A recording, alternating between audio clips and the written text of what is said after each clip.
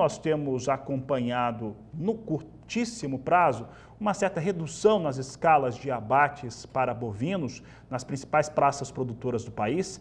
Há até alguma valorização de arroba, né, em alguns estados, como Mato Grosso do Sul, São Paulo, tem apresentado ali números um pouco mais fortes em relação à arroba do boi. A indústria tem que pagar um pouquinho mais. E vamos falar também sobre o mercado futuro, o que ele tem sinalizado para o momento. E para falar sobre esses assuntos, nós vamos conversar com Douglas Coelho, analista da Radar Investimentos, que participa conosco desta edição. Douglas, obrigado pela sua participação.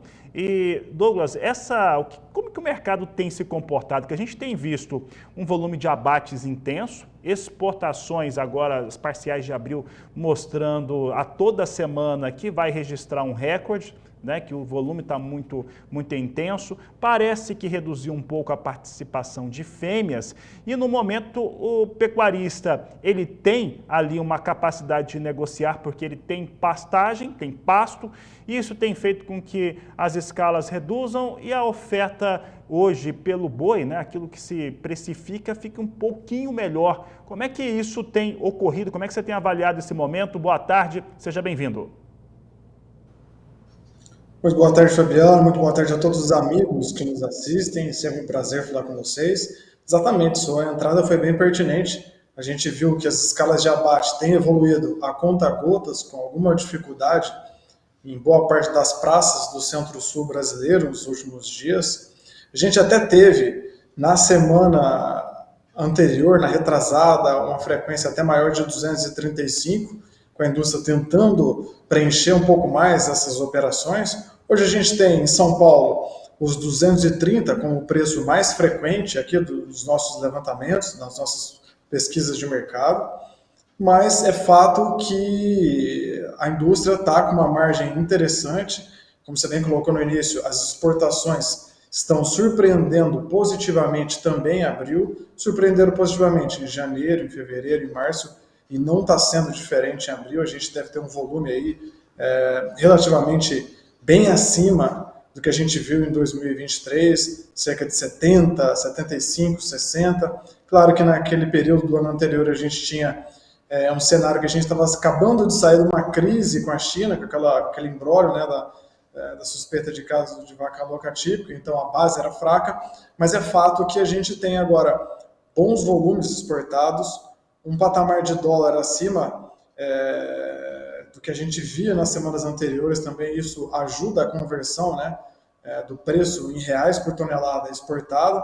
Um cenário em que o pecuarista ainda tem boas condições de pastagem em boa parte de São Paulo, diferente aí do norte, noroeste do Paraná, Mato Grosso do Sul, no qual a chuva e a alta temperatura foi mais contundente para esse cenário.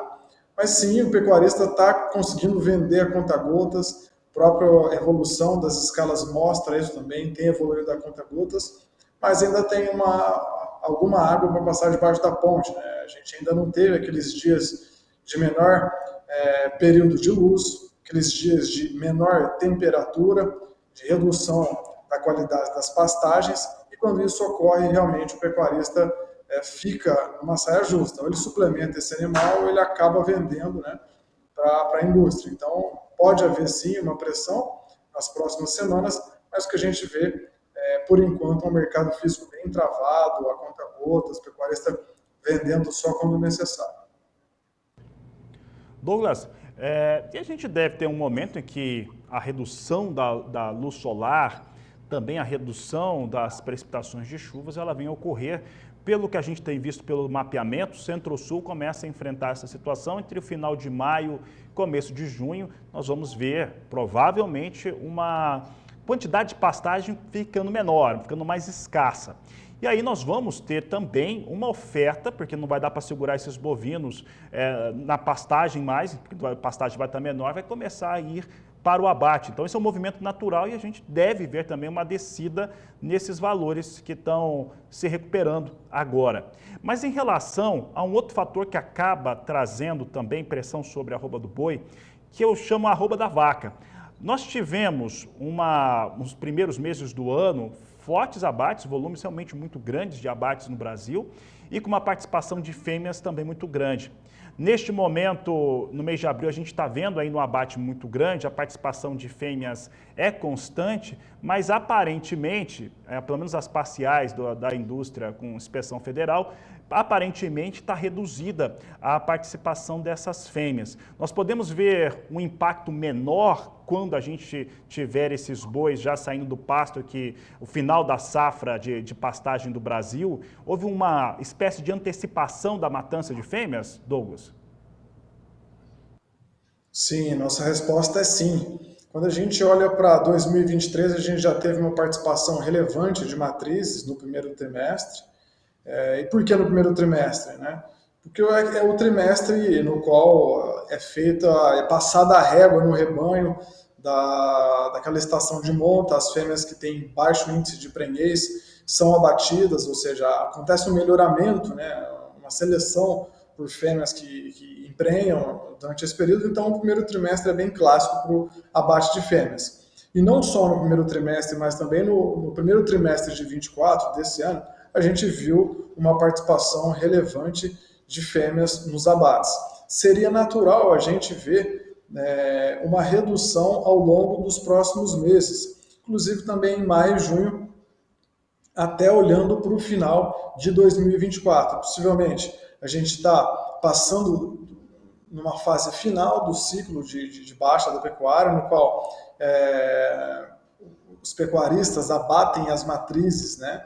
Justamente para compor o caixa, porque o preço do animal terminado não está atrativo e também porque a margem da cria não está incentivando ele a aumentar o plantel, mas o que a gente viu é que no início desse ano a relação de troca do animal terminado, seja o boi gordo, ou seja a fêmea terminada, em relação às categorias mais jovens, estava interessante. Então, possivelmente, a gente já viu uma pedalada, uma troca mais rápida nesse primeiro trimestre de 2024 do pecuarista, saindo do animal terminado para uma categoria mais jovem.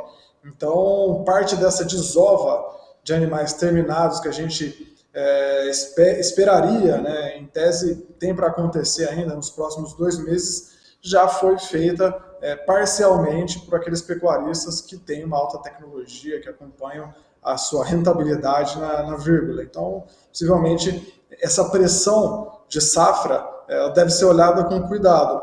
E, além disso, não só olhando a oferta, mas também olhando a demanda, a gente teve, nas últimas semanas, nos últimos meses, uma boa notícia para o setor, que foi a habilitação de mais plantas por um importante parceiro comercial, a China, nosso principal importador, num momento em que a situação fiscal do Brasil tem se deteriorado, né? E a gente tem uma preocupação global com a inflação e também a eleição norte-americana. Tudo isso deixa o dólar num patamar relativamente mais sustentável, também favorece a exportação. Então, mesmo que a gente tenha um aumento da oferta gradativo até maio, junho, que é natural em função das condições climáticas, a boca da demanda, olhando para o mercado externo, está mais ávida, e o mercado interno também tem ficado relativamente mais enxuto, porque a exportação está drenando boa parte da nossa produção. Douglas, nós temos agora apenas 1 minuto ainda de conversa. Eu tenho que perguntar para você sobre o mercado futuro. Olha só, nós temos visto as posições de outubro e novembro, não raro, chegando ali na marca de R$250 por arroba. Hoje nós temos outubro ali em 247,55, entre 247 e 248. A posição de novembro ali a mais de R$249 por arroba. A posição de dezembro, 255 e alguma coisa, né, com poucos volumes de negócios no mercado futuro, mas já com indicativo. O que está mostrando esse mercado futuro neste momento? Exato, é um bom comentário, né? O mercado futuro nada mais é do que a expectativa de todos os participantes, pecuaristas, frigoríficos, bancos, investidores, fundos, para os últimos 5 dias úteis de cada mês. Historicamente, a gente tem um pico das exportações entre outubro e novembro, e também em outubro, novembro e dezembro melhora bastante o consumo interno, né? Então a gente tem recordes de preço, comparativamente com o primeiro semestre e segundo semestre, bons patamares de preço para o último trimestre do ano e o mercado futuro possivelmente está indicando isso, né?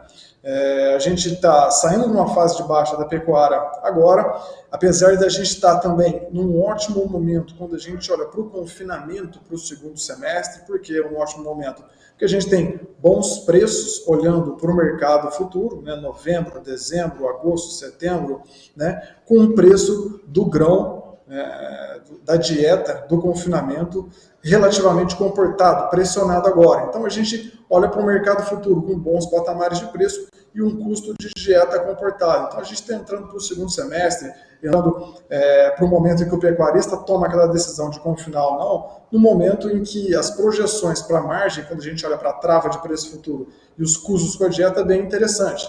Então seria um alerta para o pecuarista também, que talvez não esteja habituado ou não procurou as ferramentas de proteção de preço, se atentar a isso, né? Justamente como você bem colocou, existem bons indicativos de preço para o segundo semestre, enquanto existem também bons indicativos de custo para o segundo semestre. Vale a pena ele fazer a lição de casa e trabalhar mais estruturado do que menos estruturado.